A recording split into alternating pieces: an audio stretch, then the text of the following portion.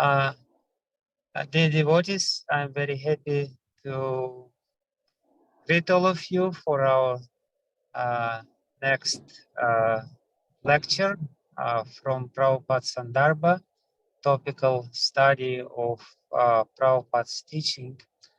And today we will have a very important topic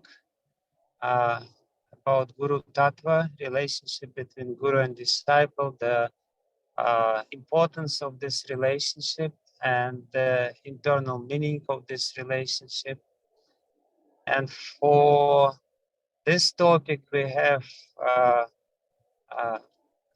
His Grace Bhurijana Prabhu. He will be speaking about this. Bhurijana Prabhu, as many of you know, is a disciple of Srila Prabhupada who spent significant amount of time with Srila Prabhupada. He wrote a very beautiful book, My Glorious Spiritual Master, about his association with Prabhupada. And he will mostly be speaking from his experiences, seeing how Srila Prabhupada was functioning as spiritual master, as a guru, and his philosophical research, because Bhurijana Prabhu is one of the most scholarly devotees in our movement. He has been deeply absorbed in the studying of Prabhupada's books and Srimad Bhagavatam, and as a result of it, he published 4 volumes, right, Bhurijana Prabhu? 4 volumes of your study? Was 3, but one more is coming. 3 volumes, yeah. One more is already written, and now he is studying Chaitanya Charitamrita. He was initially somewhat hesitant to speak, but somehow or other I convinced him still to speak on this topic, because the first chapter of Chaitanya Charitamrita is entitled Spiritual Master, and yeah, different spiritual masters. Krishnadas Kaviraj Goswami places this topic as the foundation for the whole Chaitanya Charitamrita, indicating the importance of this particular philosophical theme. So, yes, without much more saying, I am happy to give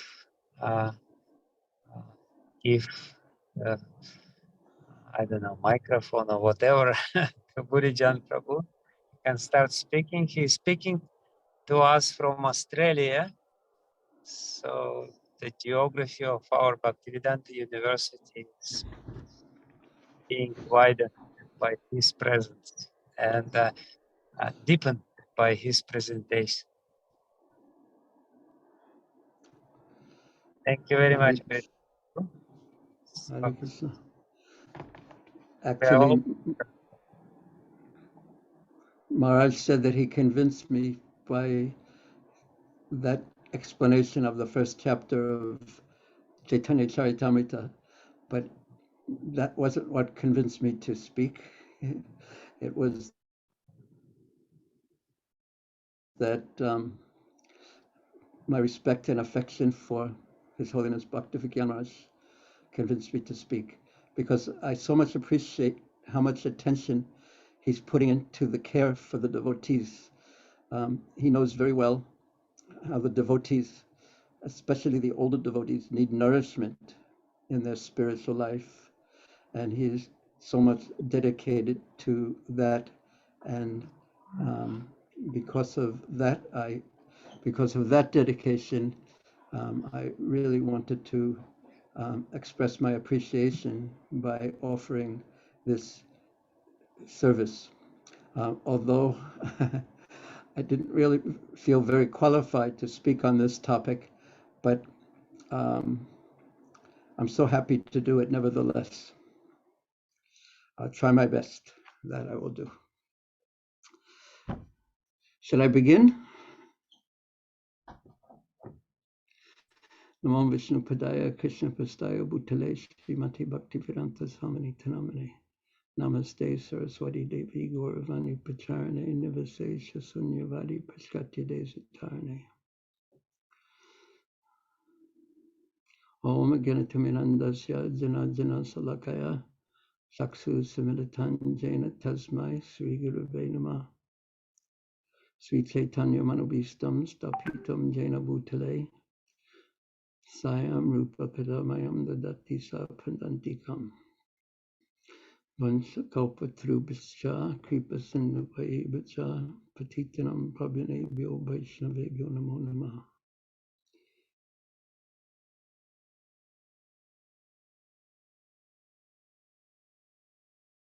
Hare Krishna. The way I'm going to approach this topic of the Guru is I'll start by reading something from one of Prabhupada's lectures in London, I believe this is in Hyderabad, in India, in South India, in 1976. But there are many lectures that Prabhupada gave that cover this point. Please listen carefully. Chaitanya Mahaprabhu has asked everyone to become Guru. Everyone.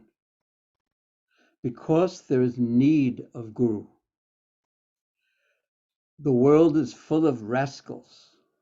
Therefore, there is need of so many gurus to teach them. But what is the qualification of the guru? How can everyone become guru? This may be the question. And the next question, because Chaitanya Mahaprabhu says, Amara Agyai Guru Hai Tare Desh. A desh means wherever you are living. Guru Hai Tare Desh. A desh means wherever you are living, you become guru and deliver them. Amara Agyai Guru Hai means this is my order to you. Suppose you are living in a small neighborhood.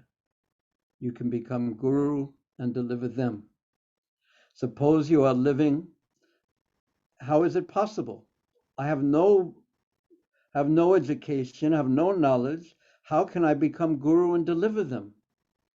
Chaitanya Mahaprabhu said, it is not at all difficult. Yare deke tare kaha Krishna upadesh. This is your qualification. If you simply deliver the message given by Krishna, you become guru. Krishna said, Sarvadhamam pratyaja mamekam sharanam braja. You preach, you request everyone, sir, you surrender to Krishna. You become guru. Very simple thing. Krishna said, Manmana bhava madbhakto madhyaji mam namaskaru. You say that. You say you become a devotee of Krishna. You should offer your obeisances. Here's a temple. Here's Krishna. Please come here. You offer your obeisances. And if you can, you offer patram, pushpam, palam, toyam. Prabhupada then said, it is a very simple thing. Anyone can secure a little flower, a little fruit, a little water. It is not at all difficult. So this is the Guru's qualification. Guru does not show any magic or produce some wonderful thing. Then he becomes a guru by this qualification. Now, in Prabhupada's presentation there, becoming a guru is what? It is very simple. Here's another example of becoming a guru, where that verse, Amara Agyai Guru Hai Tare Desh, comes from. When Chaitanya Mahaprabhu began his traveling in South India, he stopped near Kormachetra, and near there, not in Kormachetra, but near there, he met one Brahmana. He went to the home of one Brahmana whose name was, does anyone know? Kurma. So when this Brahmana saw Mahaprabhu and he saw his ecstasy and he saw his absorption in Krishna's holy names, he immediately understood this is not ordinary. He is not an ordinary person. He understood that he is the Supreme Lord. And he approached Mahaprabhu and he said, please take me with you. You are a traveling sannyasi, a mendicant. Please take me with you. I want to go with you. I don't want to stay in my home, in this trap of my home any longer. Please take me with you. And Mahaprabhu replied to that by saying, don't speak like this. Don't speak like this. Better to remain at home and chant the name of Krishna always. And then he said that verse, Yare deka tare kaha Krishna upadesh, amara agyay guru hai tare desh. And here is the meaning that Prabhupada gave to that verse in Chaitanya Charitamrita, and this is from Madhya 7, just when Mahaprabhu is beginning his South India tour. And in Chaitanya Charitamrita, there's such a wonderful description of that. So this is how Prabhupada translated that verse in Chaitanya Charitamrita. Instruct everyone to follow the orders of Lord Krishna as they are given in the Bhagavad Gita and Srimad Bhagavatam. This is Krishna Upadesh. In this way, by instructing everyone, and Prabhupada also told me that in a letter once, he said, whoever you meet, please ask them to chant Hare Krishna. So of course, one has to use a little discrimination when applying that principle, but it's something to, it's right out of Chaitanya Charitamrita, Mahaprabhu's order. Ask everyone you meet to chant Hare Krishna. Ask everyone you meet to follow Krishna's instructions as given in Bhagavatam and Bhagavad Gita. And then the verse continues. In this way, become a spiritual master and try to liberate everyone in this land. Because as Prabhupada said in that Hyderabad lecture, there is such a need for gurus. And then the next lines that Mahaprabhu said are very, very interesting, because this devotee, this Kurma, he wanted to travel with Mahaprabhu and thereby keep in his association. He feared losing the association of Mahaprabhu. And Mahaprabhu told him, Kabuna vadibe tomara vishya taranga ponara pietane pabe mora sangha. That if you follow these instructions, your materialistic life at home, it won't stop, it won't obstruct your spiritual advancement. Indeed, if you follow the regulative principles and do what I say, we will meet here again. Or, as Prabhupada says in the verse, you will never lose my company. You will always be with me if you follow the instructions that I just gave you. So this is quite amazing. And then, in a very, very important conversation, just 6 months before Srila Prabhupada left this world, and we can't imagine unless we were there, and I was not there, the situation. Prabhupada was so ill in Vrindavan. He was so thin. He was lying on a bed, and the devotees had to ask him a very, very, very sensitive question. And that sensitive question was, Prabhupada, how should initiations, the initiation process, the giving of initiation, how should this take place when you're no longer, or when you're not with us, or if you're no longer giving initiation? very, very sensitive, because no one wanted to, how could anyone ask that question of Prabhupada? But because the devotees were ISKCON's leaders, they had to do it. And they also at the same time asked another question, a BBT question. How could the translation of the books, how can they go on? So Prabhupada answered the questions, both questions about initiation and then about how the translation should go on. And then at the end of the conversation, he summed up in one or two sentences that I'll read to you now. He summed up how initiation should go on. And again, please listen to this very carefully. He said, Chaitanya Mahaprabhu said, Amara Agyay Guru Hai. That was from that meeting of Mahaprabhu with the Kurma Brahmana. On my order, Guru Hai, you become Guru. And then Prabhupada said, one who can understand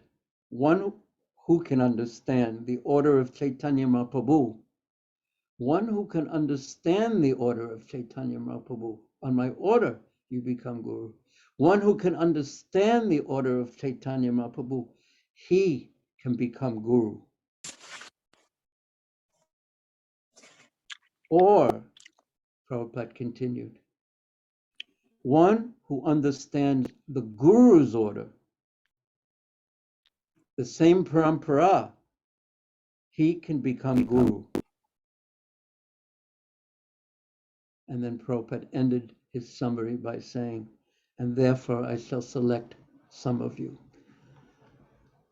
on my order. And then he said two qualifications. One who understands the order of Mahaprabhu, he can become Guru, or same qualification, one who understands his Guru's order, he can be the same parampara, he can become Guru. So two things he said, Mahaprabhu and the Guru.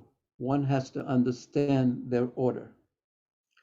So I would like to enter into a second part of this presentation and discuss understanding the order of Chaitanya Mahaprabhu. And right after that, we shall discuss understanding the order of Srila Prabhupada. And we will expect them to be the same because it is the same parampara. But first, Mahaprabhu, this is what Prabhupada quoted, Amara Gai Guru Hai Tare Desh. So what was the order of Chaitanya Mahaprabhu? And it was to preach, in this regard, to preach his message and to spread the chanting of Krishna's holy names. Krishna Upadesh, and to spread the chanting of Krishna's holy names. And Mahaprabhu wanted this done in every town and village, everyone you meet, everywhere you go. You spread this, the Krishna Katha, Krishna Upadesh, and the chanting of Krishna's holy names. Now, what mood and what example did Chaitanya Mahaprabhu set when he himself did this? Because Mahaprabhu was so special that everything he instructed, he also followed that same example himself. He did it himself.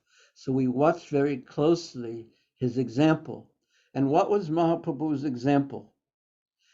In the seventh and especially seventh and ninth chapter of Madhya Lila of Chaitanya Charitamrita, and also when Mahaprabhu was going to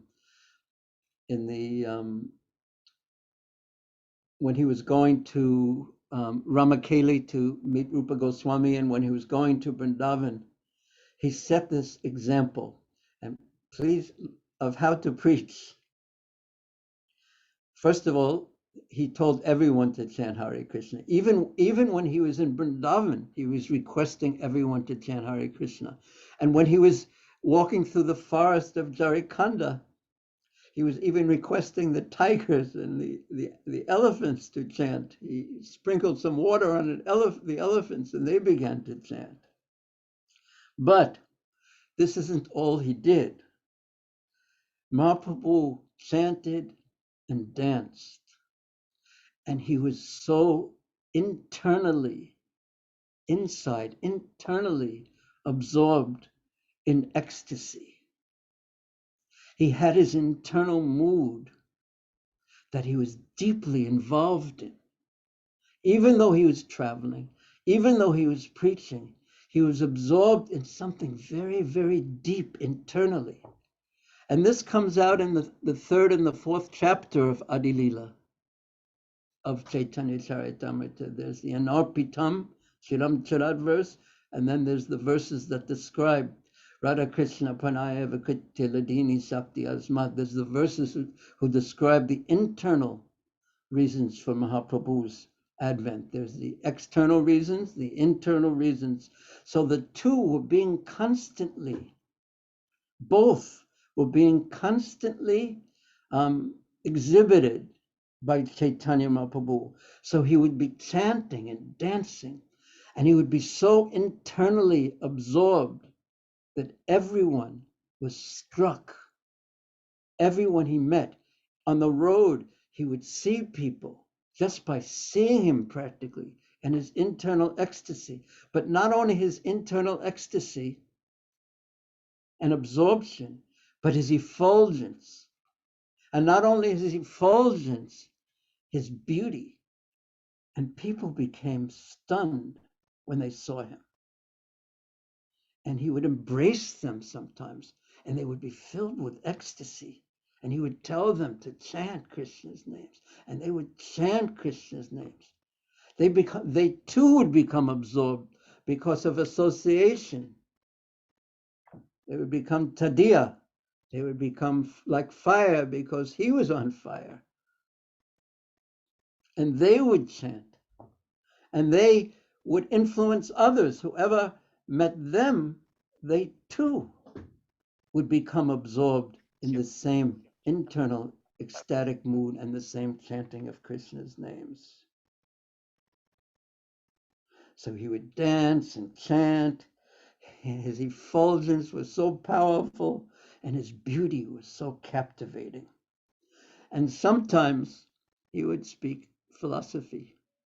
There is one very funny pastime that occurs in the 9th chapter where he met some Buddhists, and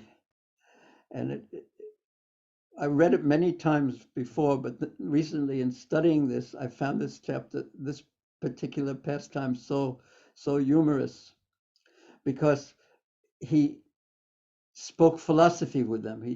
It doesn't mention in Chaitanya Charitamrita that he spoke philosophy with everyone, but with these Buddhists, he spoke philosophy. And because there was no pramana of Shastra, because they don't accept the Vedic literatures, he spoke with Nyaya, he spoke logically with them, and he completely defeated them, the Buddhistic philosophy. So they became very disturbed. So they came with a big plate of prasadam, so-called prasadam, to them, to Mahaprabhu. And it was a big metal plate. And there was not prasadam on it, actually, but it was untouchable, improper, contaminated food. And they wanted to trick Mahaprabhu into taking this. So Mahaprabhu, the way that Chaitanya Charitamrita describes it, that as they were offering this to Mahaprabhu in their very cunning behavior, a big bird came and grabbed the plate. And the bird picked up the plate, and all the food fell on the heads of these Buddhists. But not only did the food fall on the head, but the plate fell on the head of the Buddhist leader who had put together this plot against Chaitanya Mahaprabhu. And Chaitanya Charitamrita describes, Krishnadas Kaviraj Goswami Maharaj describes that the sound of the plate made a big noise, a big sound, like a gong. So if you are anywhere aware of what the Buddhists like, they like the sound of a gong very much, and it makes a very loud and ringing sound. Gong. So the plate made this sound when it hit the head of the head Buddhist monk, and he fell unconscious. So what is the goal of Buddhism? Is you have to become unconscious, basically. You lose your sense of self, you lose your consciousness, you lose all sense of happiness and distress. You're unconscious, basically. So there was the head of the Buddhists, after making this great Buddhistic gong sound, he was unconscious on the ground. So the disciples of the Buddhist, rather than being so happy that our leader has achieved this great perfection of being unconscious, rather than that, they were very unhappy. They were very sad. And they were very frightened because they knew they had done something wrong. And look at the result. The result of Buddhism was the result of their offense. He was unconscious. So rather than being thrilled that their leader had achieved perfection of unconsciousness, they all went to Mahaprabhu and said, please save him, please save him, please save him. And how did Mahaprabhu save him? He told them the Hare Krishna mantra, or the mantra of Krishna's names, and they chanted it in his ear, and he woke up from his perfect state of unconsciousness and became ecstatic. And then the way that Krishnadas Kaviraj describes it, Mahaprabhu very playfully disappeared. So I thought that was, I found that very humorous. So that wasn't the usual way that Mahaprabhu taught, but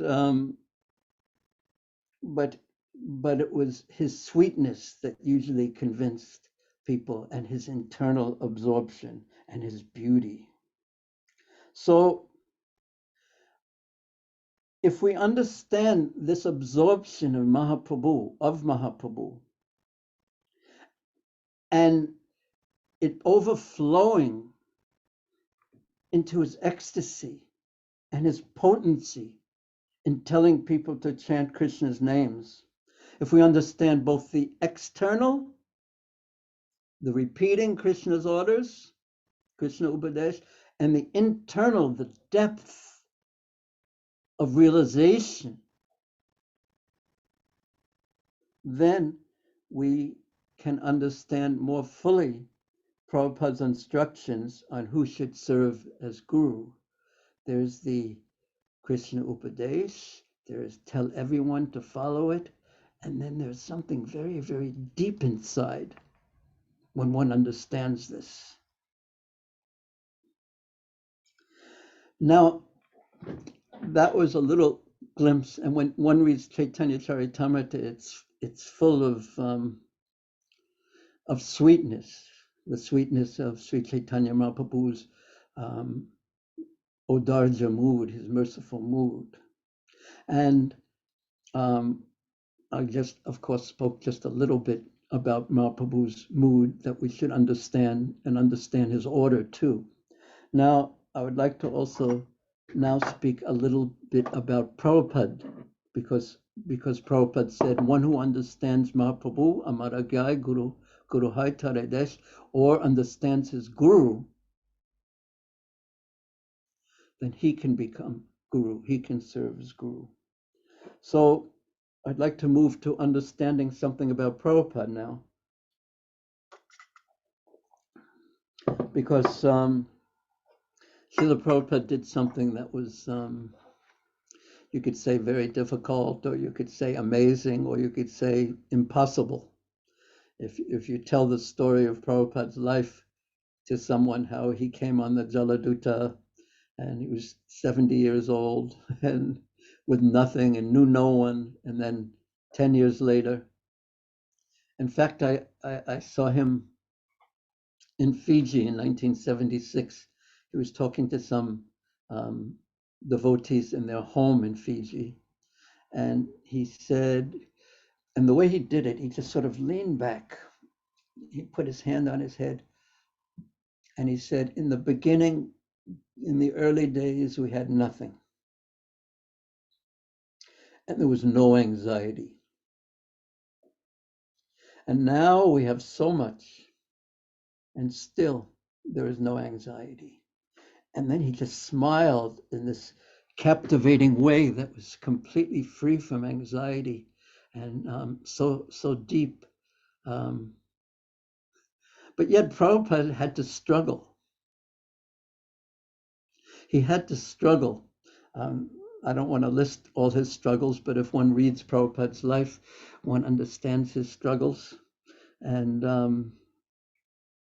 but what was the preaching method that gave Prabhupada his success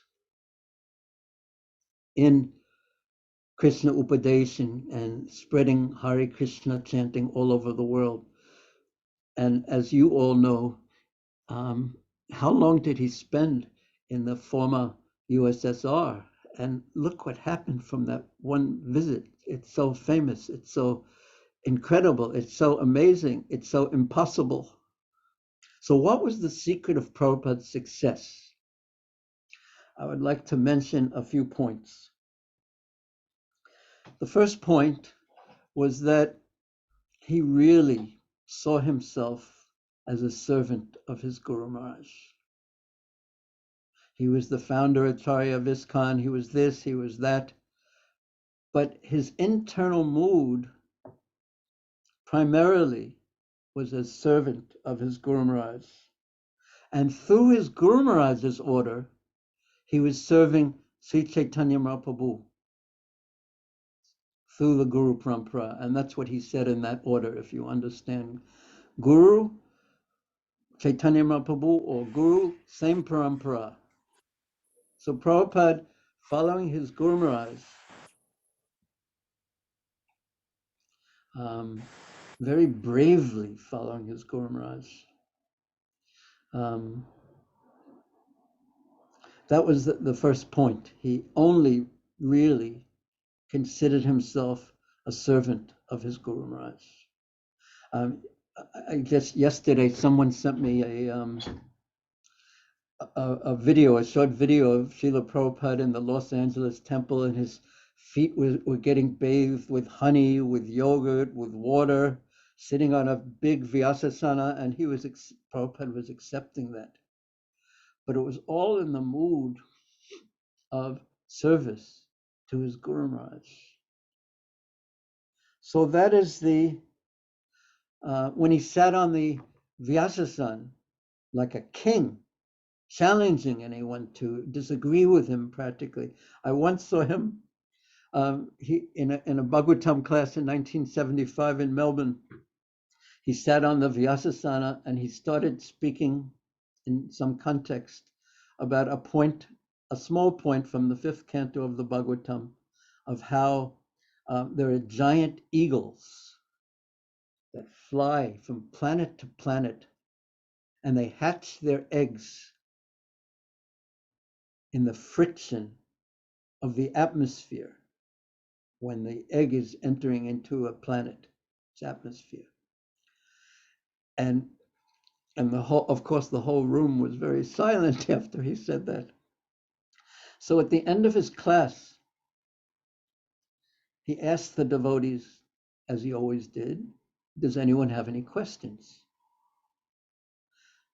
Suddenly, one devotee very slowly raised his hand, and Prabhupada was sitting on the Vyasasana. Of course, I can't, with such like a king, Singha Guru, in that mood. And the devotee said to Prabhupada, probably what everyone was thinking, but no one was either brave or foolish enough to say. He said, in your class, you mention that there are giant eagles that fly from planet to planet and hatch their eggs in the atmosphere, in the friction of the atmosphere? And Prabhupada said, yes. And then the devotee said, it is a little hard to believe. The room became completely silent. And Prabhupada just looked at him and said, what do you know? You are still in the womb of your mother. And that was his answer. Any other questions? It was so heavy. And that devotee actually never recovered from that. I met him years later. that was the end for him. And Prabhupada, acting as the representative of the Guru Parampara, that's how he was there, like a king, like a lion. But yet, it was humble. It is a different kind of humility, though. One time, and His Holiness Trivikram Maharaj told me this, that when the temple first opened in London, Trivikram Maharaj in Bury Place, Trivikram Maharaj went there to assist. So Prabhupada had gave a very strong lecture, perhaps at Conway Hall or something like that. And the next day, Trivikram Maharaj had the service of massaging Prabhupada. And the way he described it to me, he was massaging Prabhupada, his arms, his chest, his legs, his head. And his mood, Trivikram Maharaj's mood was like in a fight. You know, in between the rounds, there are people, the trainers, they take one of the fighters and they massage him and encourage him, get in there and fight, and you can do it, and you're doing great, and just do this, do that. So Trivikram Maharaj said that his mood was like in the corner of a great fighter.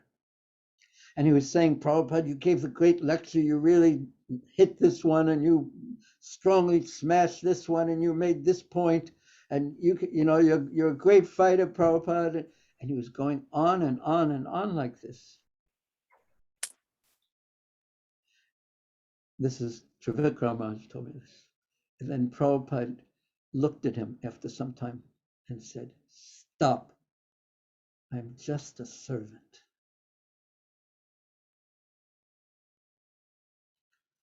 So ultimately, Prabhupada was fighting, because humble doesn't just mean like this. Sometimes the most humble person has to, on the order of Guru, he has to fight on the order of his master. So Prabhupada had that in the core of his heart, that type of humility that caused him to be humble like his Guru Maharaj was humble, also a lion. And but he kept that in the core of his heart. Sometimes Prabhupada would ride in a Rolls Royce, the most fancy of all cars. And when the reporters would challenge him, why as if he was, they were thinking that this leader, this spiritual leader, is exploiting his followers. And he's riding in a Rolls Royce, and they sleep on the floor and they work all day long. He's exploiting them. That's how the reporters would think. So they asked Prabhupada, you're riding in a Rolls Royce. Why were you riding in a Rolls Royce? And Prabhupada's reply was something to the effect of, because they did not have a better vehicle to give me. So it appeared on one sense that he was proud, but he was doing this in the greatest humility, actually, taking these positions and accepting the service. And his mood and desire was so big to spread Krishna consciousness. It was so big. And one time in the Philippines, just myself and Jagatrini Mataji, my wife, it was right before the program was going to begin. In the program, there was perhaps 500 people waiting to hear Prabhupada. Most of them were Indian. Excuse me, someone may have sent me a message and it may be telling me, no, it's in Russian, so it's not for me. Because sometimes I can speak very fast. And maybe Madan Mahaprabhu was telling me to slow down. I didn't know, but no, it wasn't. No, everything is correct. So in You the can continue. Philippines, okay, yes, thank you. So Prabhupada it was right before the program and was going to begin, and there's a little room outside outside the stage, the green room, I think it was called. And Prabhupada was just sitting in there, and just myself and Jagatrini Mataji was sitting there with Prabhupada. And there was a little wooden flag from the hotel there, and Prabhupada just touched it, and it broke. And he just laughed. And even something simple like that had so much meaning. And the message I got from that is he said his laugh meant just see this world. You touch something and it falls apart. But then he said to us, both of us,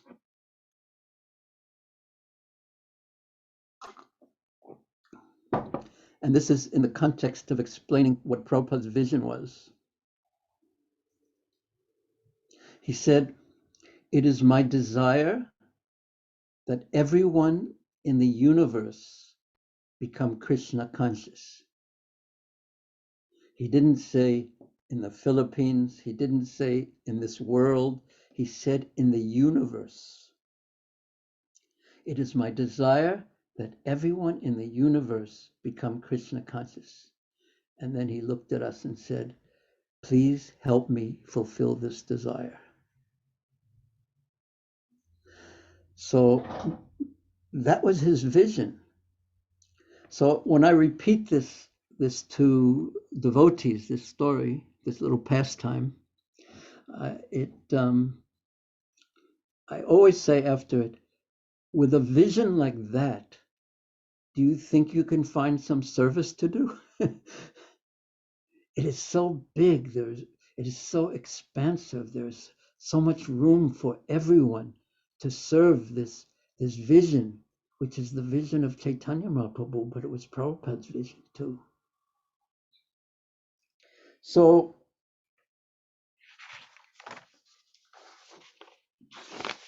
now,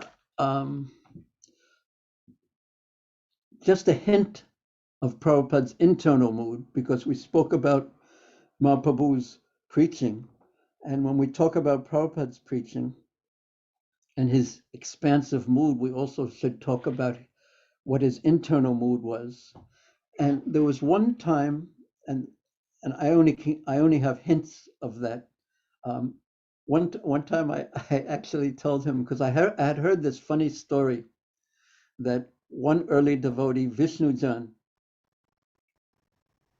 was in the room with Prabhupada, and he asked Prabhupada what his rasa with Krishna was.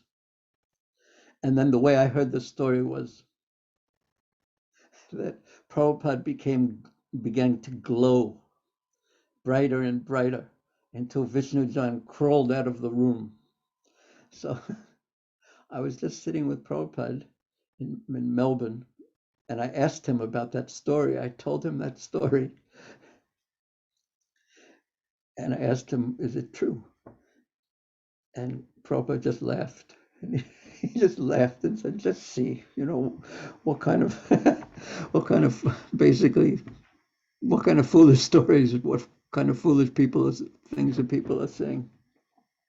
But I traveled with Prabhupada for 2 weeks, about maybe 3 weeks, maybe a bit more, from Melbourne, Australia in 1976 to New Zealand, and then to Fiji, and then to Hawaii. And And then I went to Los Angeles, and Prabhupada stayed in Hawaii. And then after I was in Los Angeles for some time, I went to Dallas, Texas. And then when I was in Dallas, Texas, the devotees asked me to do some deity worship. And this was because I had been in Hong Kong and faraway places where there was no deity worship. This was the first time I actually stepped on an altar, a real altar with installed deities, and the deities in Dallas, Texas, Radhakala Chanji, are very beautiful, and they're very big, and they were installed by Prabhupada himself. So this was the first time I ever did any deity worship officially. So, and this was right after traveling with Prabhupada. So, as soon as I was clean, I was dressed properly, and the moment I walked on the altar, without any previous thought or of what it would be like or anything, I walked on the altar, and I immediately recognized the feeling, the mood on the altar, which was Radha and Kalachandji, as exactly the same mood as being with Prabhupada, the same feeling, the same sweetness. And then I understood a hint of Prabhupada's secret, is that Radha Kalachandji, Radha and Krishna were in Vrindavan, and Prabhupada always carried Vrindavan with him. That was his secret. That was my hint, or a hint of Prabhupada's internal mood. And then there are other hints that you can read in different books. Hari Sori Prabhu hints at it, but Prabhupada wouldn't speak about it. But one devotee who was a young boy when Prabhupada was alone in Vrindavan spoke about it in an interview in one book by Mula Prakriti, one of Prabhupada's disciples. His name was Gopal Ghosh, and he spoke that one time Prabhupada, this was before he came to the United States, was while he was staying in Radha Damodar temple, and Prabhupada was chanting deeply with tears in his eyes, and this Gopal Ghosh asked him what happened. And one time he said his Guru Maharaj had given him all blessings. And then another time something similar happened, and he said that Prabhupada told him that he had a vision and seen Rupa Goswami, Sanatana Goswami, and a young Jiva Goswami in the Radha Damodar courtyard. And they had given him all blessings and instructions for his books and his preaching that would happen in the West. And when Hari Sori Prabhu, in one of his transcendental diaries, mentions this to Prabhupada, but just a little bit, we heard that you saw once had a vision of Rupa Goswami or something, and Prabhupada wouldn't talk about it, but he said, everyone knows, meaning everyone in Vrindavan knew about this. So, so now, so he got blessings from Srila Rupa Goswami, Srila Sanat, because he's so sincere. I can't say why, but his desire to serve was complete. That I heard him speak about in one lecture. That I desire, if you want some people wanted bricks, and they got bricks, meaning the buildings, and others wanted to serve, and they got service. And he was speaking about himself. He wanted to serve Sri Guru and Gauranga. So now I'm going to read, after talking a little about the external and internal mood of Prabhupada, I would like to read again that answer that Prabhupada gave to the question, who could be guru? Because I spoke about what Mahaprabhu's mood was and what he did in Prabhupada's. So Prabhupada said, Chaitanya Mahaprabhu says, Amara Agai Guru Hai Tare Desh.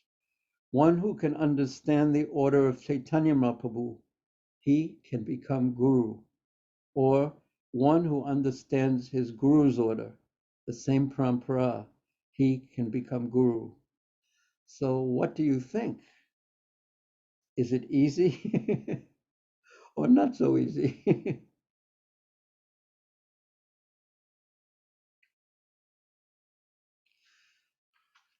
Yes, of course, we could stop now and we could discuss that all night long, but there's more that I would like to say. The next part of this presentation is, I begin it with a question.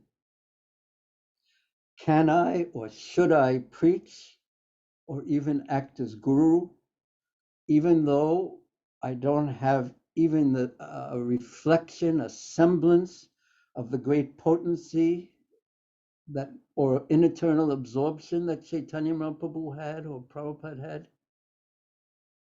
Should I do that? So I would like now to read a pastime from Chaitanya Bhagavat, or part of a pastime from Chaitanya Bhagavat about what I think is the secret of serving as guru.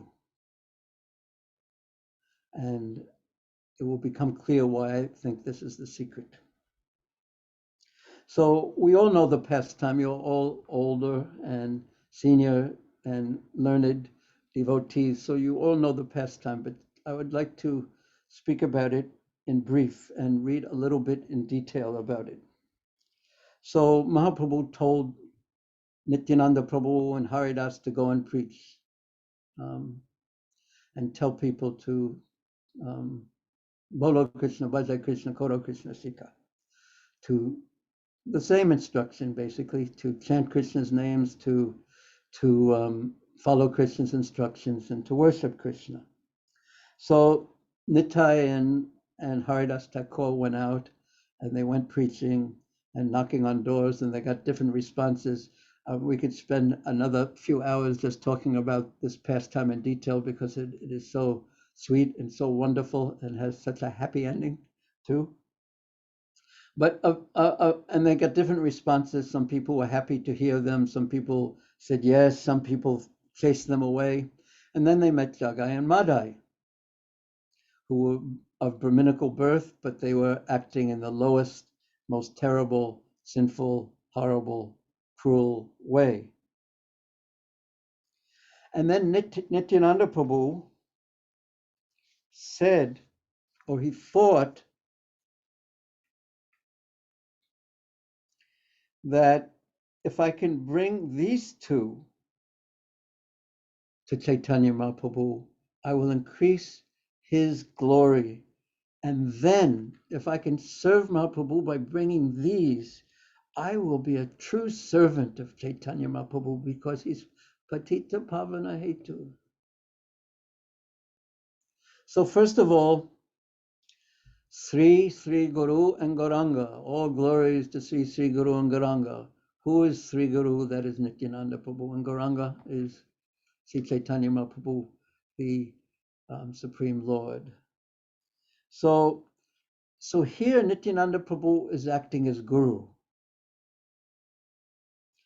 Guru as servant of Gauranga, as the Supreme Lord, and of course as Chaitanya Mahaprabhu. So then when he went to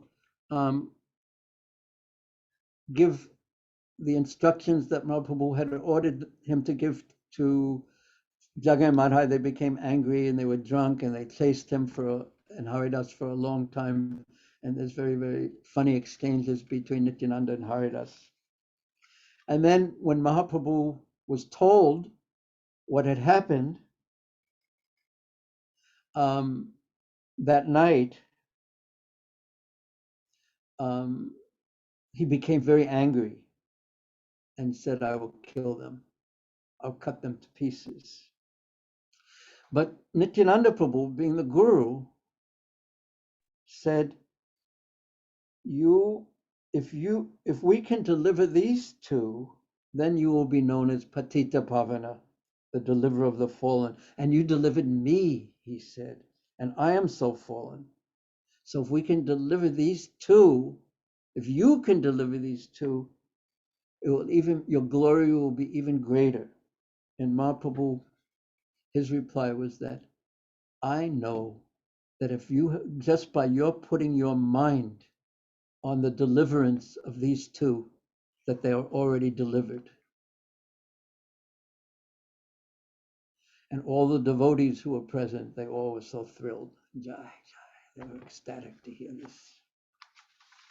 So then, very soon after that, Nityananda Prabhu was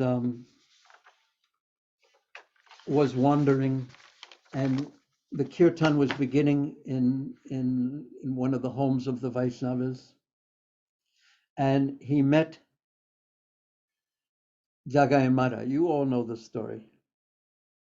And his mood was, and it said it in Chaitanya Bhagavat, and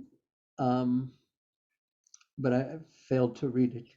His mood was, as Sri Guru, that if I can somehow evoke the mercy of my master, of Chaitanya Mahaprabhu, upon them, then it will be successful, my saving them. If I can somehow evoke his mercy on them, then they will be saved. This is Sri Guru, and this is the secret. So Nityananda Prabhu walked over to them, and he decided in his mind that I'm going to deliver these two. And he stood in front of them, and they said to him, what is your name? And he said, Avaduta. And Madai became angry, drunk. He was angry. He picked up an earthen pot, and he threw it and hit Nityananda Prabhu in the head. And blood started coming out. And Jagai, when he saw that Madai had picked up another earthen pot and was going to throw it again at Nityananda Prabhu, he stopped him. No, what are you doing? Why are you acting like this? This sadhu, this sannyasi has done nothing to harm you. Why are you acting in this way? And then Mahaprabhu came running. He was so angry. You have brought blood to Nityananda, who is so dear to me. And he called for his chakra, and everyone, including Jagai and Madai, could see the chakra. He was ready to kill them. And Nityananda Prabhu, he said, when Madhai, he was smiling, and he said, when Madhai had tried to hit me again, Jagai stopped him.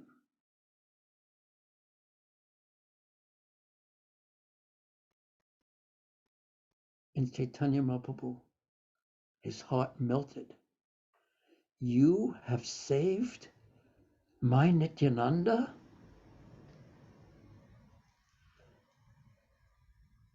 And he just overflowed with affection due to his affection for Nityananda Prabhu.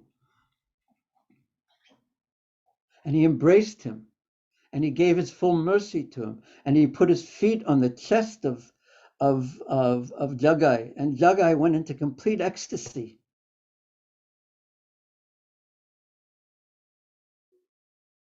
And Madhai then approached Mahaprabhu, seeing the ecstasy of Jagai. He approached Mahaprabhu and said, you've given him so much mercy. he's done so many sinful things, and every sinful thing that he has done, I have also done. So please give me that mercy. And Mahaprabhu said, no, you have hurt. Why? Because you have hurt my Nitai. I won't give you mercy. But then how can I be saved? Only Nitai can give you mercy. If Nitai forgives you, then I will forgive you. So he went over to Nityananda Prabhu. He threw himself at Nityananda Prabhu's feet and he said, please forgive me. And Nityananda Prabhu, Sri Guru, said, if I have gained any piety, blessings from my service to Mahaprabhu, or in this life or any other life, I now give them to you, Madai.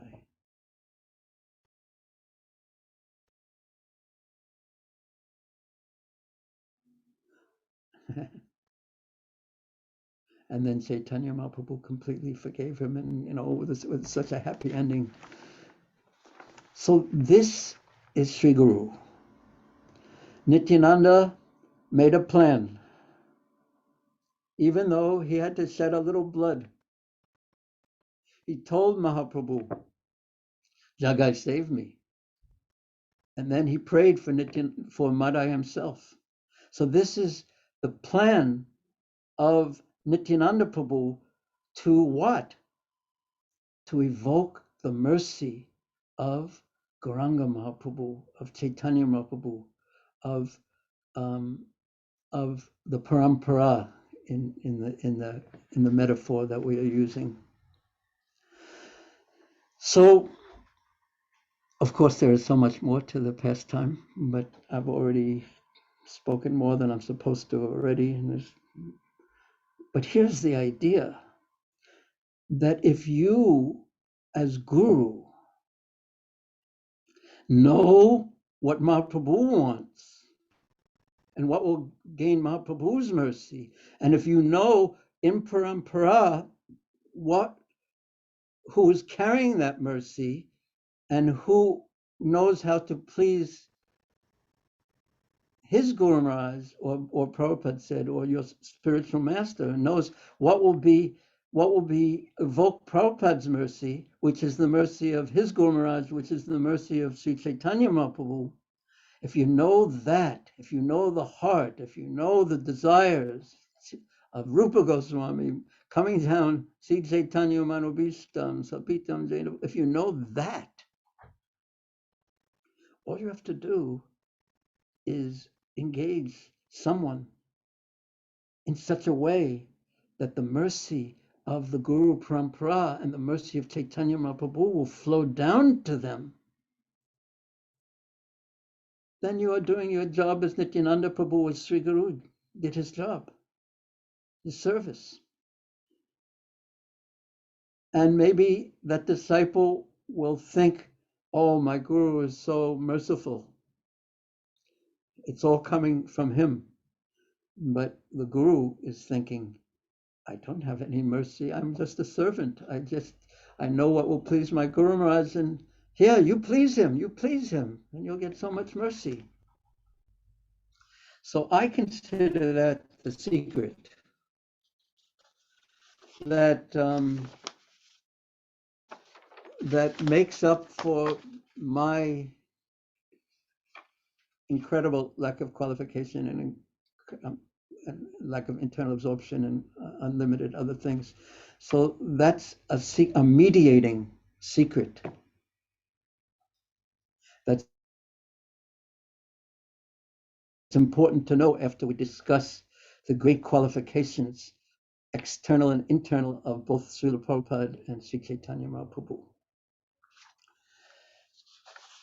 Now,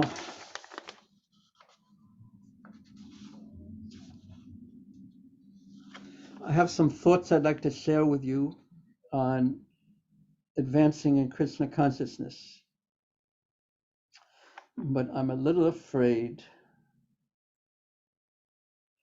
that it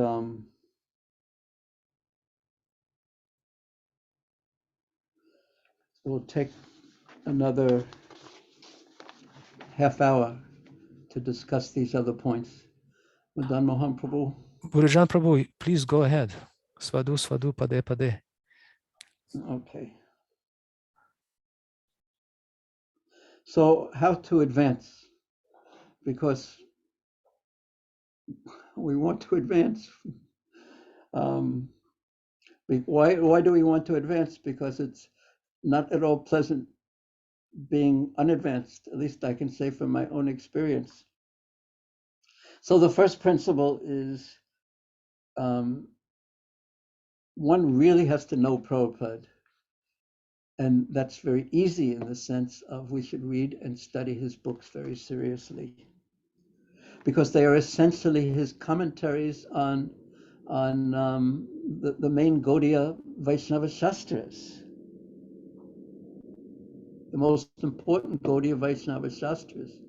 So if you want to know his heart, his desire, if you want to understand him, just read his books. But don't just read them to memorize them, but read them in the mood, like right now you're listening to me.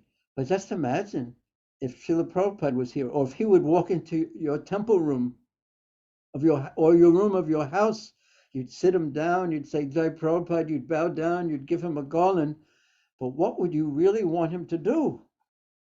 You'd want him to speak. And what would you like to do?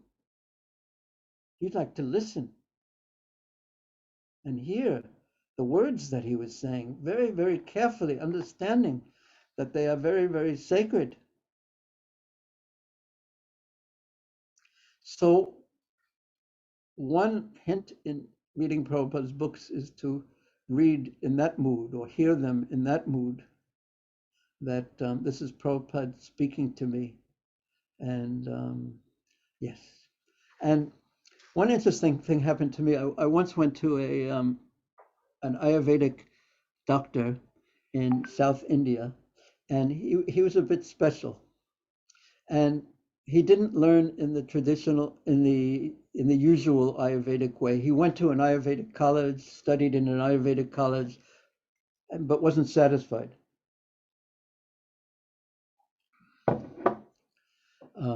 And then he went to an ENT, ears, nose, throat, and he took Western medicine and studied that.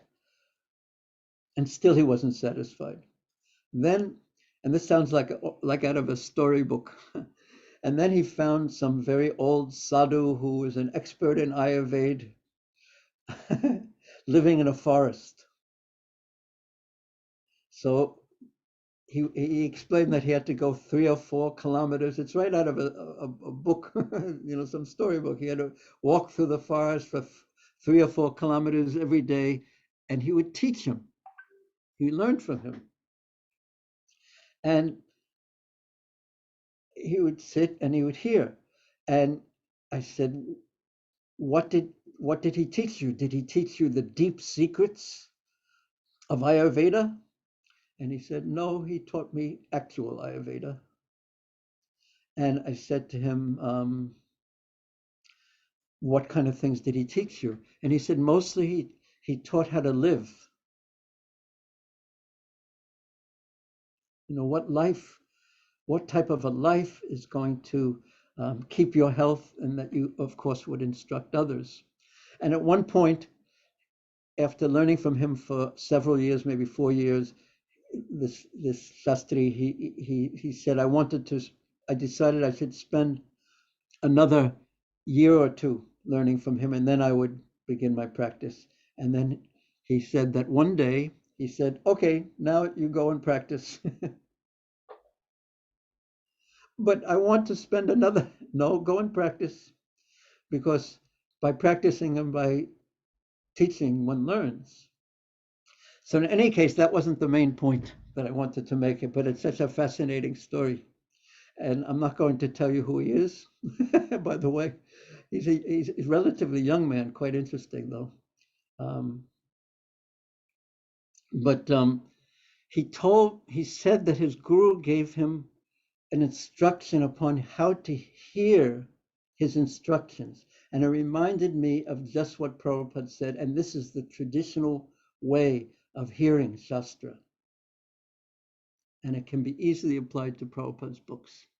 He said, when you're listening to me, don't doubt.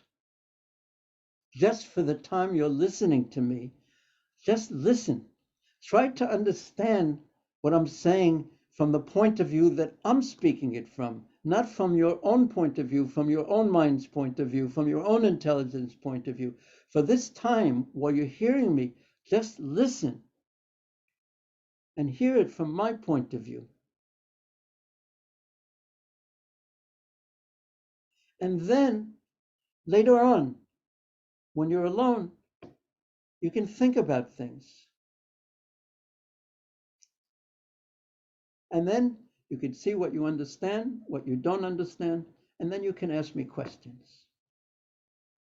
So that is, in my opinion, a very good way to also approach Prabhupada's books. And it's good when you do have questions to write them down and find those devotees that you trust or basically on an equal level or a little more advanced, and discuss it with them, what questions and doubts and thoughts you have about these things and what really struck you.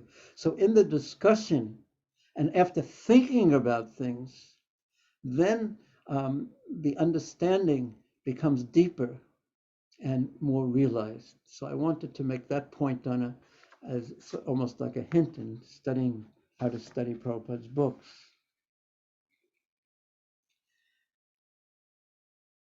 Another point on the elements of sadhana bhakti, and this is described by Srila Rupa Goswami about even about bhava bhakti, but it's also described early about sadhana bhakti, that there are two principles. One is called chestarupa and the other is called bhava rupa.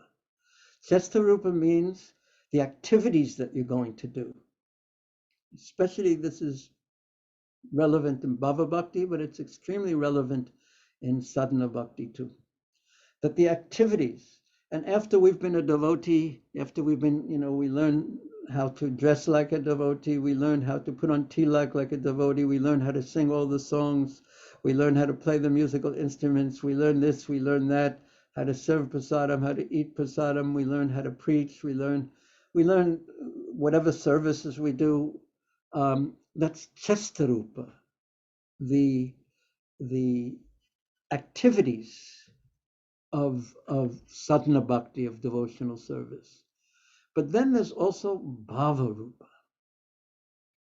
And bhava rupa means the mood in which the activities are done in. So when we do our services and all the activities, after we master the external parts of it, and still we're not satisfied, that's Krishna telling us now we have to really, first we're excited learning everything, all the new things, and then we become excited teaching others all the new things, how to do all the activities. But still, we won't be satisfied until we have the bhava rupa, or the proper internal mood when we're performing these activities, the external activities. But they're not really external because they're Sarup Siddha Bhakti very often. They have the potency of bhakti in them, many of them. But things really should be done in the proper mood. The chanting should be done in a proper mood. I heard Prabhupada and I heard this section, I heard it maybe 5 times today, this point, because it was so striking to me. He was talking about, and Prabhupada didn't always speak about the mood, but he talked about the mood of the Goswamis and the mood of Chaitanya Mahaprabhu as 2 things, separation and searching. Separation and searching. Now that really hits on the bhava rupa. And he said there cannot be separation without love. So meditating on these things and understanding that we are just servants, humble servants, insignificant servants, then we are approaching the bhava rupa, and that we need to perform the activities. And there's such a tendency, at least I find in myself, that things that you do every day, things that I do every day, there's such a tendency for them to become mechanical. Mechanical means you can do it without even thinking, without having any mood to it, any bhava to it. And that is not going to be satisfying to us. So the dissatisfaction from doing things externally is Krishna telling us, it's his kindness telling us that we have to work on our bhava rupa, or the internal mood. And what should that internal mood be according to who we are, what our advancement is, what our purity is? We take that up, and we can learn all these things by hearing and studying and reading Prabhupada's books, and from the devotees who are more advanced than us. And so when we go about our service, the Chesta Rupa, think of the Chesta Rupa as being your field of activities, where the principles that you're learning theoretically are applied. And introspectively, we watch ourselves. We look at our consciousness and see what is going on inside as we're doing the external part of the activities, which are also so important. Because Prabhupada also said to Gagamuni Prabhu, who said to Prabhupada, I don't feel like bowing down. This was at 26 2nd Avenue. Should I bow down anyway? And Prabhupada said, yes. Because if you do the external, if you bow down, gradually the feeling will come. But this is part of the process of how the feeling comes. First understanding that I don't have that feeling, and then understanding that, I've been chanting for 50 years and I don't have any bhakti. Then some humility comes, and then from humility, Trinadapi, Sinichana, then some prayer comes. Krishna, unless you're merciful to me, unless Guru is merciful to me, unless Nityananda Prabhu is merciful to me, then what hope do I have? What hope do I have? What hope do I have? So being introspective and conscious as we go about our service and the activities of sadhana bhakti, the Chesta Rupa, will really help us. And to have friends, devotee friends, to discuss these things with is so important. Prabhupada in Hong Kong, we were in the Hong Kong Hilton Hotel waiting for the elevator. And Prabhupada, we had been there alone for many, many years, struggling and trying to preach. And Prabhupada looked at me and said, we are humans, we are social by nature. And if we don't make friendship with the devotees, then, and just as he was saying that, the elevator came, the lift came, and the doors opened. And he got in, and he said, and if you don't make friendship with devotees, you will be forced by social nature of humans to make friendship with non-devotees. And then you won't be able to follow the principles. And there he was in the elevator, and we were outside the elevator. Quickly, we ran, and the doors closed. It was very dramatic. But we need friendship with devotees, people that we can open our hearts to and speak honestly. And that means very confidentially too. That means you don't read about it in the newspaper the next day. So confidentiality is very important too. And another point in this, something that I've been just studying recently in the 19th chapter of Madhya Lila about, and it's very interesting that Prabhupada was dictating the purports of the instructions about the Bhakti Lata Bija. He was dictating to those while he was in Hong Kong in 1974, and he had me listen to these very purports, and there were some very important instructions that he wanted to give me in them, and they were very, very, very powerful and very heavy too. So in any case, we all have read this in Chaitanya Charitamrita, and he talks about planting the Bhakti Lata Bij and Ihan Mali Nitya Sechi Shravanada Jal, and watering the Bhakti Lata Bij through hearing and chanting. And then he talks about the two things that have to be avoided so that the Bhakti Lata Bij, the devotional creeper, grows all the way to the spiritual world. Two things have to be avoided. And I know that you know these things. First one is offenses. And the second is upasakagan, or the weeds of devotional service. Labha pratistadi yata upas, labha puja pratistadi upasakagan.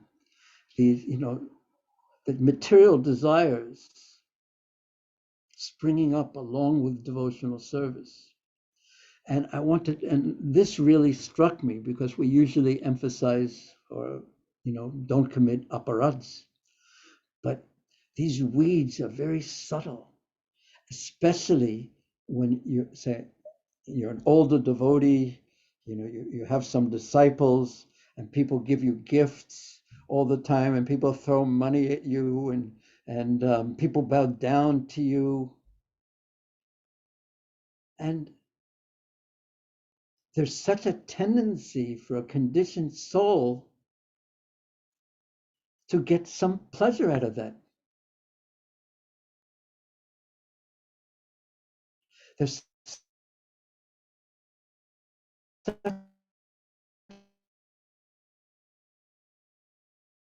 passing, all of it is passing through him. There's such a tendency to at least want some.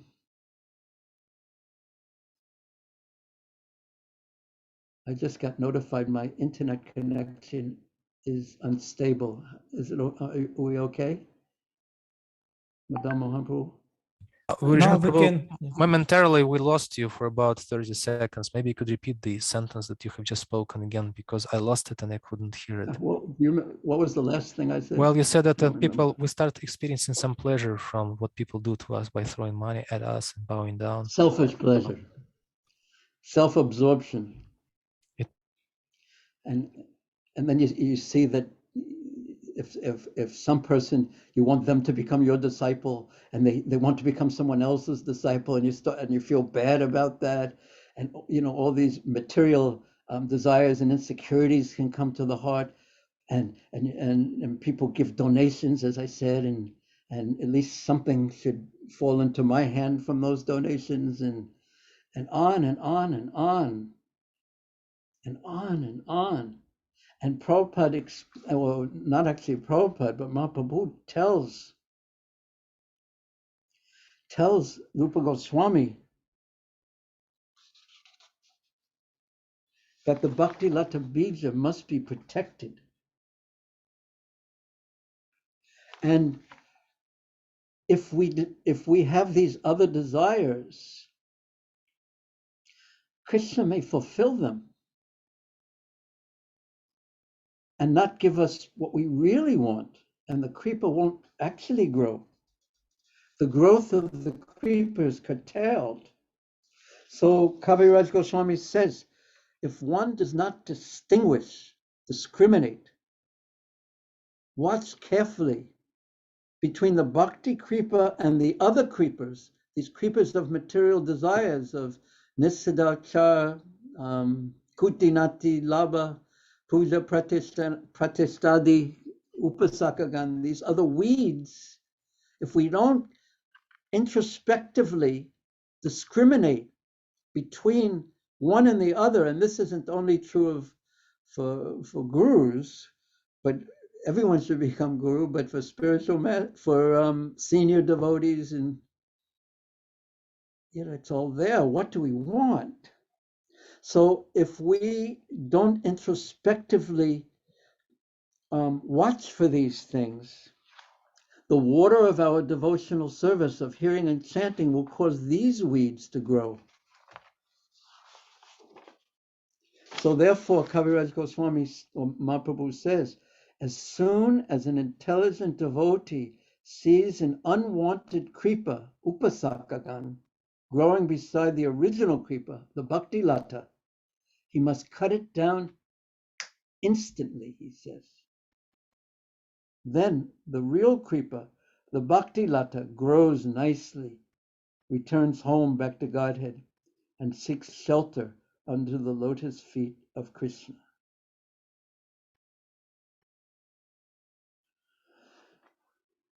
So if Krishna will give anything to his devotees who are serving him, but we should ask ourselves a question, one simple question,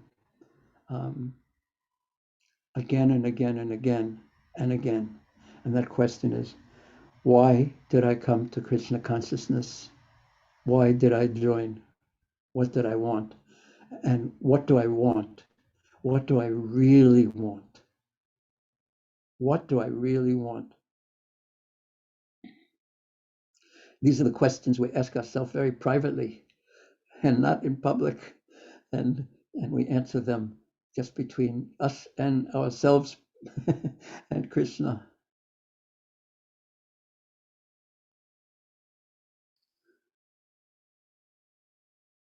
So although it's required that, and Srila Bhaktisiddhanta Saraswati Thakur really pushed this point, and Prabhupada really pushed this point, and I could tell you stories about it, that utility is the principle, the whole world, not Sukshma Vairagya, but Yukta Vairagya. Everything should be used in Krishna's service. Everything is Krishna's and should be used in Krishna's service.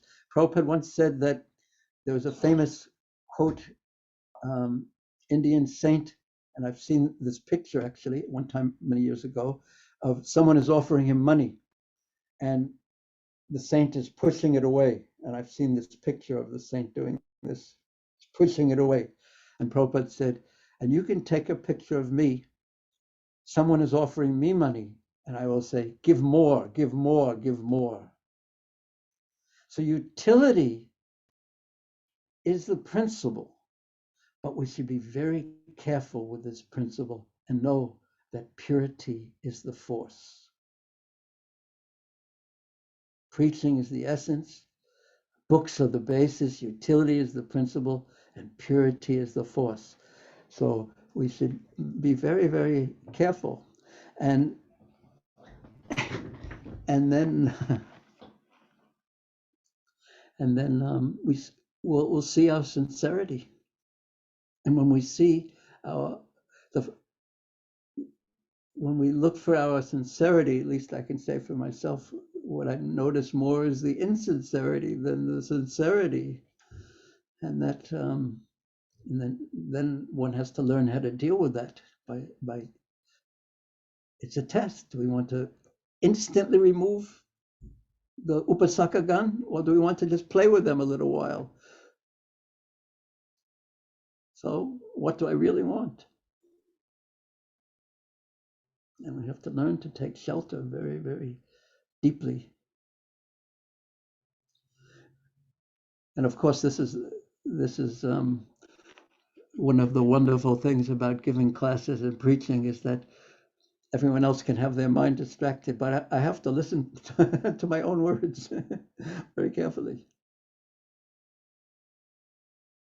So utility is the principle. We must use everything in Krishna's service, but we should always keep in mind purity is the force. And these instructions that Sri Chaitanya Mahaprabhu gave to Rupa Goswami. And what do I want? And then after we ask ourselves, what do I want? Then ask, what do I really want? And what else do I want? And deal with these things very, very deeply and privately and personally, and even share it with other devotees who you trust. So in conclusion to this section,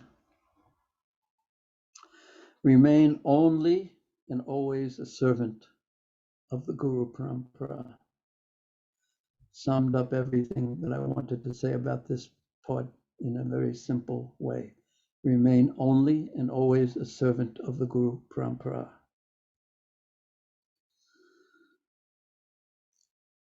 Madam Mohan Prabhu, one more section, but I could stop now, or please tell me what to do.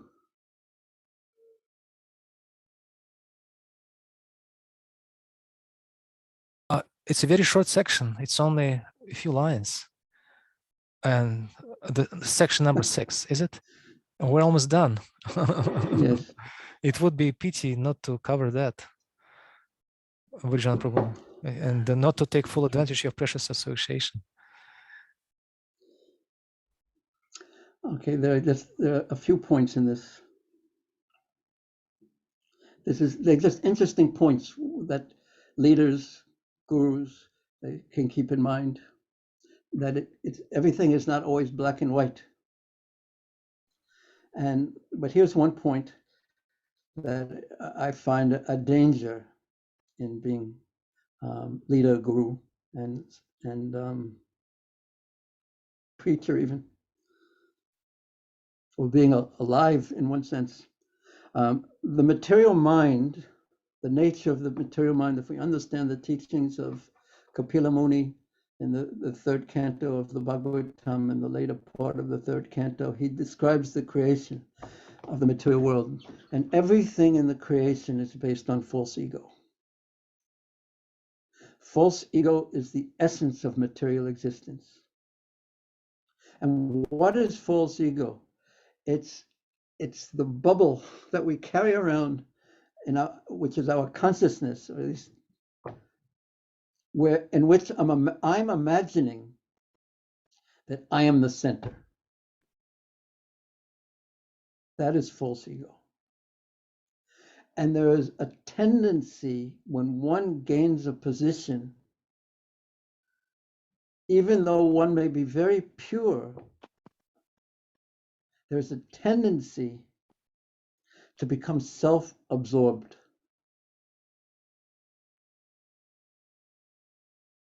When I have a leadership position, I tell people what to do, they do it.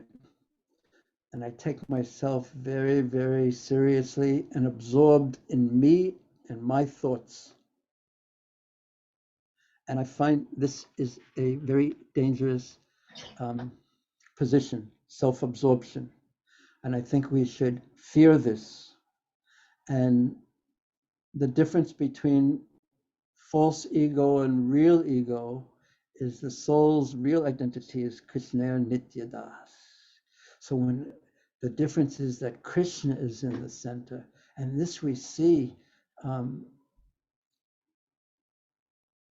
course, in the residents of Vrindavan, their thought is only of Krishna's pleasure. Mother Yashoda is willing to die 1,000 times to save Krishna one drop of perspiration, one drop of difficulty. It's all about Krishna.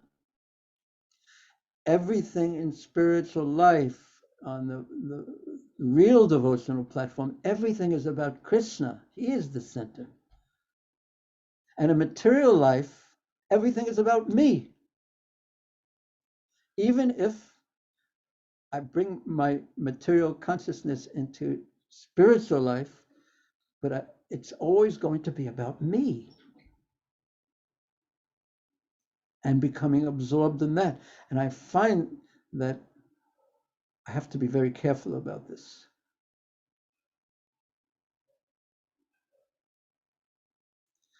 So we should fear this, in my opinion. We should fear self-absorption and remain absorbed in being a servant. We have That identity is I'm a servant of Sri Sri Guru and Gauranga.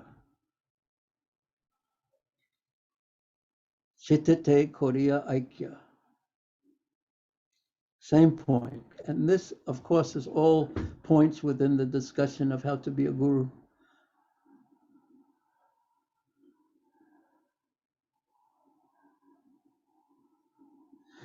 I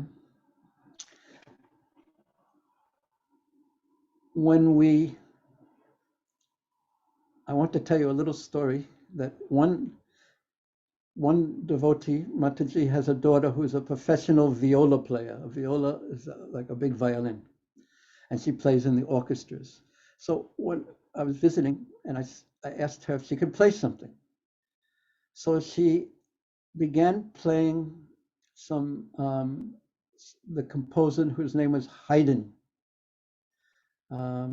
And she told me a little about Haydn's life. So she was reading the music and she was playing it on her viola very seriously. And suddenly I had an understanding of what Rag Morg was. And it really is what devotional life is, but especially perhaps what Rag Morg is. This path of spontaneous love, because everyone, wants to be on that and will go running to Radhakund to be on that, but it's much more subtle and it's much more difficult than running somewhere and making some external change, and it's much more wonderful also, but it's subtle. Well, this was my understanding from watching this, that you have a composer, Haydn, and he has a symphony in his heart. And then he writes that into music, the lexicon of music. It has its writing. He writes it down. Tchaikovsky, Rachmaninoff, all the great composers. He writes it like that. But then you get a person who's playing the viola, and they look at the music, and on one level, they have to be so expert on the mechanics of the violin that they don't have to think anymore about the mechanical things, like da da da da, the scale, da da da da, and how to move the fingers and everything, because what they really want to do is not be translating in their intelligence while they're playing, and now I have to do this, and now I have to do that, and now this calls for this type of a movement and this type of a movement. But what the art is, the composer has opened up his heart and put it into the music. And you, as the player, have to touch the heart of the composer in the form of the music. You can play it mechanically by just reading the music and knowing how to do this, but that won't give you the real thing. You have to touch the heart of the composer. And then that has to come out through your instrument, and it will come out in your own way, but it will be completely in harmony and chaste to the heart of the composer. But it will come out through you in your own way of an expertise in your own personality and your own nature.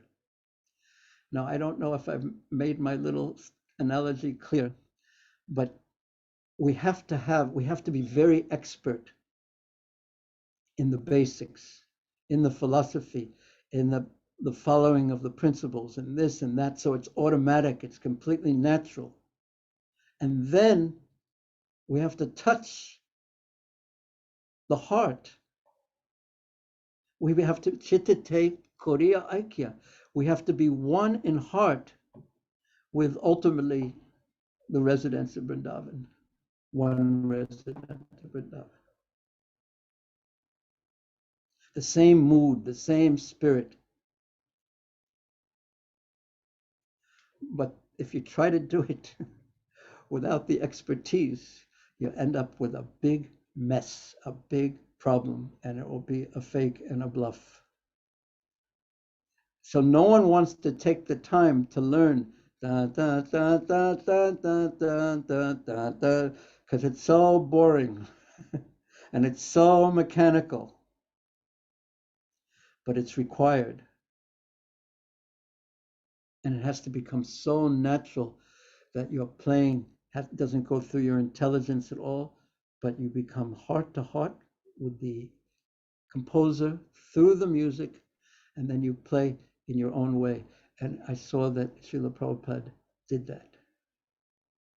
He played in his own style, but it was completely harmonious with his Guru Maharaj and the entire disciplic succession. Madan Mohan Prabhu, is that clear enough?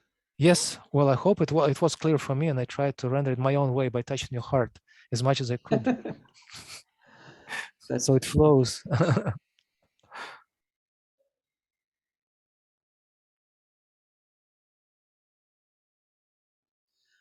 A little story about Prabhupada. This was a very rare expression that Prabhupada made.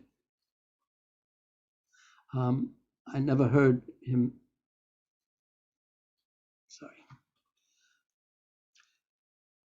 in Melbourne in 1974, just myself, Jagatrini Mataji, and one devotee, Tusta Krishna Maharaj, was there in the room with Prabhupada. And it was just in the early afternoon, and he had just woken up from his afternoon nap. And he had letters in his hand. And he sat down and he said, they write me letters like this. Dear Prabhupada, I am the most fallen, useless, insignificant servant of yours, but I have a big problem. And then he just said, just see. And at that time, I didn't understand exactly what he meant, what he was saying, what the just see meant. But later on, thinking about it, I understood that how can an insignificant, small, tiny servant have a big problem? If you're insignificant and tiny, all you can have is an insignificant and tiny problem. So that's what he meant when he said, just see. Just see how this person doesn't understand what they are saying. So, and then he looked at us and said, he didn't criticize them, the person. He didn't say who it was or anything, but he said, I wish I could train all my disciples personally, but what can I do? So this is quite a puzzle in one sense. It was clear that the devotees would have really benefited from Prabhupada's personal association, his personal training, him pointing out subtleties. But what could he do? Krishna wanted him to do something else. Krishna inspired him to spread Krishna consciousness all over the world. And it wasn't easy either to be in his association constantly, because it was like being near fire. You also had to be fire. You had to be fired up and see things the way he saw things. So I put this forward because what to do with those under us, and should we be with them, just keep a small number of disciples or something, and train them individually and thoroughly to our capacity, or be a traveling preacher and have disciples all over the world and be pulled to one thing after the next. And my answer to that is the devotees have to make up their mind how they want to train their disciples. There's no fixed way. There can be Shiksha gurus, or the Diksha guru, for example, could be the main Shiksha guru, but someone has to train them. Ideally, some really don't require training because they're not ready for training. But anyone who's ready should be trained, and that's one of the reasons why, even though I really felt, in many senses, very embarrassed when Bhaktivedanta Maharaj asked me to give this class, because I don't feel I should be the one speaking about what guru is, certainly. But out of appreciation for the fact that although he has so many followers and disciples, but he's trying to set up ways that to train the leaders and that everyone gets some training. So out of my respect for that and affection for Maharaj and appreciation for that, that's why I agreed to step into this territory where perhaps I shouldn't really be stepping. I couldn't say no. Yeah, so I really appreciate that. So one way, Hare Krishna, there you are. Are you still in the car? We have already arrived. I'm not in the car. Yeah. So, but it's a decision that consciously has to be made. How am I going to take care of these people? It can't be just ignored. That responsibility is taken. But that was such an amazing circumstance when Prabhupada said that. I wish I could train all my disciples personally, but what can I do? So he was inspired, and Krishna wanted him to do something, and he did it. And he set up a system. And then one last story that I would like to tell about Prabhupada, also very significant. In 1975 in Melbourne, sitting in the room with Prabhupada while he was taking massage. He was getting a massage. Srila Kirti Prabhu was giving him a massage. And I was the only other person there. And Prabhupada was talking about how he allowed women to live in the temple. And his godbrothers criticized him for that. But he said, because I made that adjustment, I was successful of allowing women to live in the temple. So then Srila Kirti Prabhu asked a very wonderful question. He asked, how do you know the difference between making an adjustment and changing the philosophy? Know the difference between what's adjustable and what's not adjustable?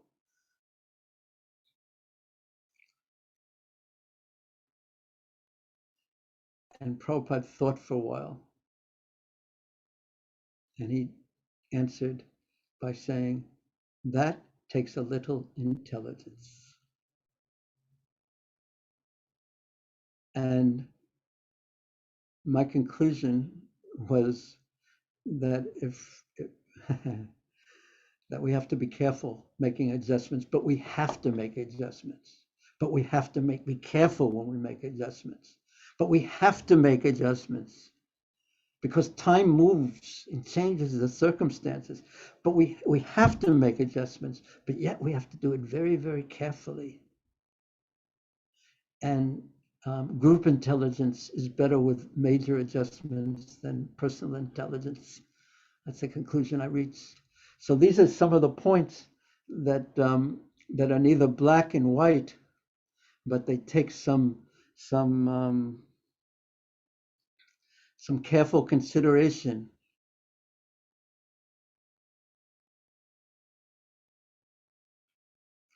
And then I can't resist just telling you, in one sense, my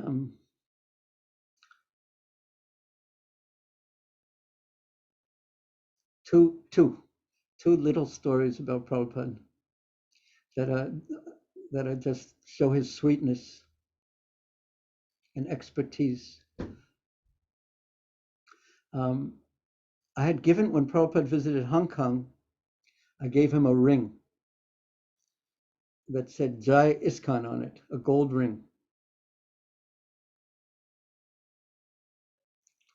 And because there was some trouble in ISKCON, and I was very innocent, I think. So I was trying to encourage Prabhupada. So I gave him this gold ring that said Jai ISKCON on it. So in Japan in 1972, he was getting massaged by Sudama Prabhu. And Sudama saw and just I was the only other person there. And Sudama saw the ring. And he was previously Prabhupada's servant. And he saw it was a new ring. So he said, Prabhupada, you have a new ring. Who gave it to you? And Prabhupada just sort of turned and looked at me. And he said to Sudama, answering the question, who gave you that ring? And he looked at me and looked at Sudama and said, oh, someone.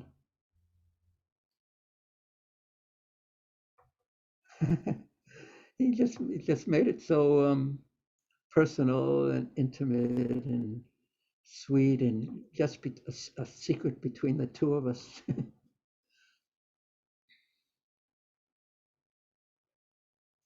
Yeah, that was very special. And then just the last point, and then that on the plane between Fiji and Honolulu, it was an all-night flight, and it was almost empty. And Prabhupada was sitting in the front in one compartment, probably first class compartment, I think, and I had I had a row of seats in the back, and in the middle of the night, I woke up. I was lying down on all the seats, and Prabhupada was walking past, going to the bathroom, and the lights were really low, and it was, and I said, I guess I saw Prabhupada there, and he was just so soft. And there was no big Vyasasanas, there was no hundreds of devotees chanting Jai Prabhupada, Jai Prabhupada. It was just Prabhupada walking, holding on to the seats as he walked on the plane, as he was walking. And I sat up and I said, Prabhupada, is there anything I can do? And he just looked at me and said, no, everything's okay. Everything's okay. Very, very, I don't know, very touching. Such simple things, but very touching. Okay. I spoke too much, and you were all such good hearers. You overcame my reluctance and my embarrassment and my lack of qualification. If I have said something incorrect, please excuse me. I tried my best to present some of the philosophy and what I thought about the topic. And Hare Krishna, all glories to Prabhupada. Hare Krishna. All glories to all you devotees. Hare Thank you Krishna. very much, Bhurijana Thank Prabhu. you so Thank much. you very, very much. Thank you. Hare Krishna Maharaj. We'll keep these moments of your memories in our heart. Please pray that I always keep them in my heart also. Я буду молиться, чтобы тоже помнить об этом. I assume there's no time for questions, even though there's probably 1,000 questions. Bhurijana Prabhu, we can ask devotees if they have questions, maybe one or two. Okay. But if we do questions more than your time allows, we can have it as a hope against hope that we'll be able to see you again with those questions. We'll keep them also in the hearts.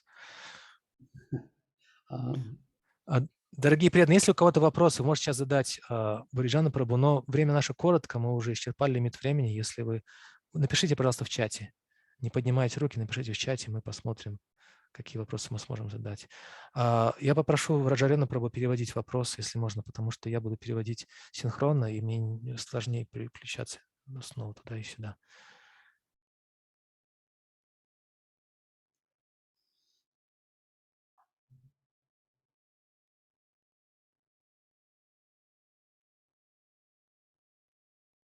Харе Кришна. Можно, да? А вот, Бхуриджана Прабху, спасибо.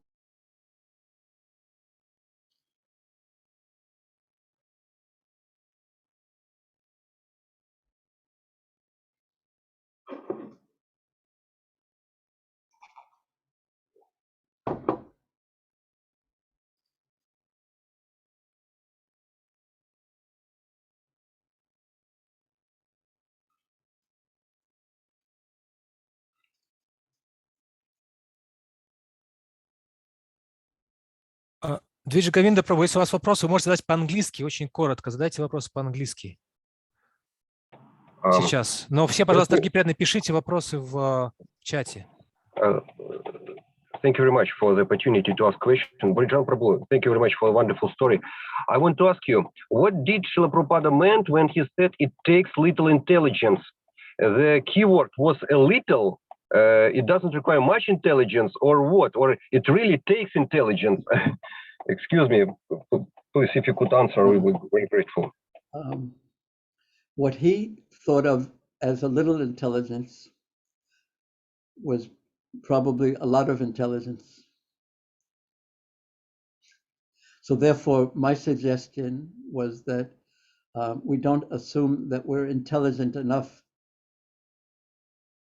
We should make important decisions in consultation with devotees. Thank you very much. That's what I wanted to hear. So it requires intelligence of Srila Prabhupada's scale. Hare Krishna. Or one has to be very careful, in other words. One shouldn't trust one's only one's intelligence for big adjustments, certainly. Yeah. Thank you so much. Hare Krishna. Thank you, Prabhu.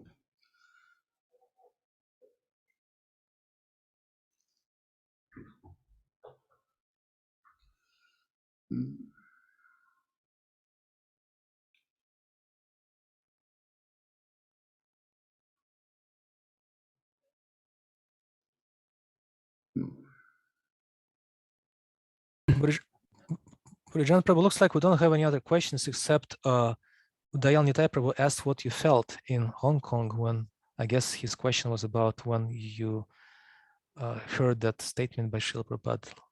Oh, someone. I think you described that in your book.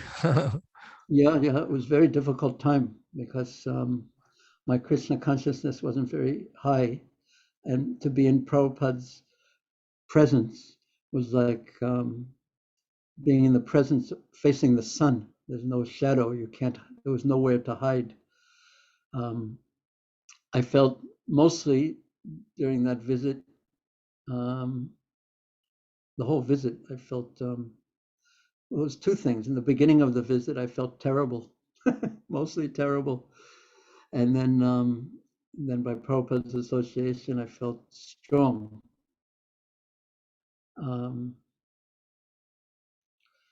When he said that, I didn't really think very much. I think it was 50 years ago, so it's hard to remember exactly what I was thinking. But I just knew I wanted to be in the elevator with him. Basically, I thought I better get in the elevator before the door closes. That's what I was thinking.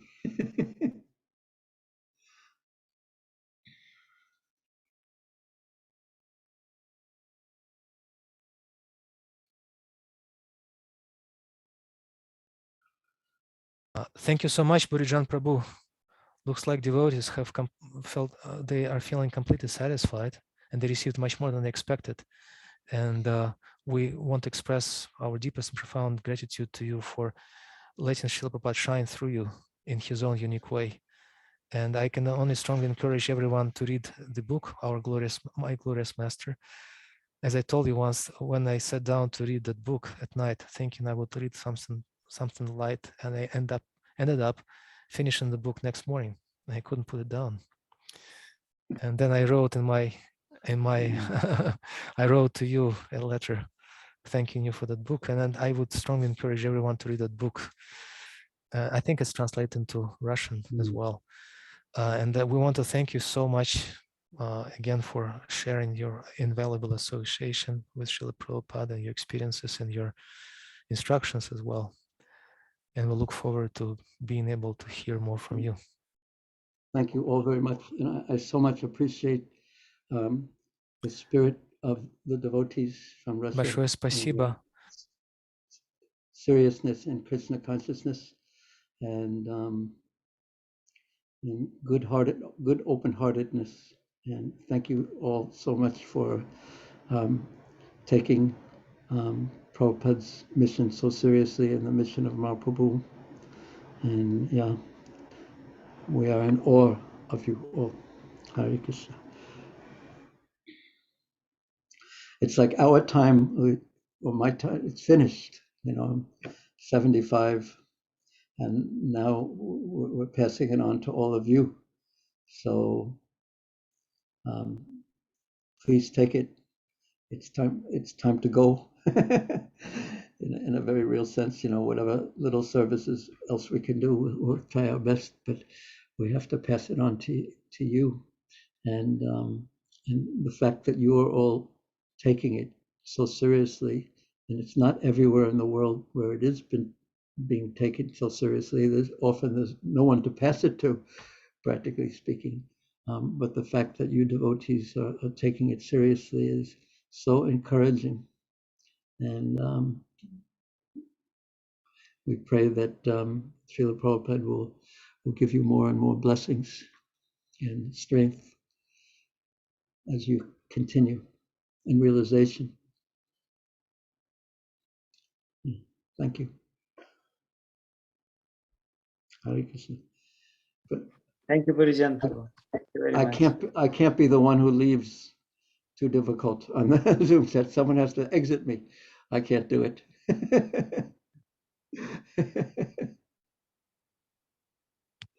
Someone, Madam Mohan, you have to cancel. We'll just end the meeting, and no one will have to inject. We cannot inject you as well, Bhurijana Prabhu. Please don't do that to us. So we'll just cancel. We'll just end the meeting. Thank you so much. Okay. Hare Krishna. Thank you. Hare Krishna. Hare Krishna. Srimad Bhurijana Prabhu ki jai.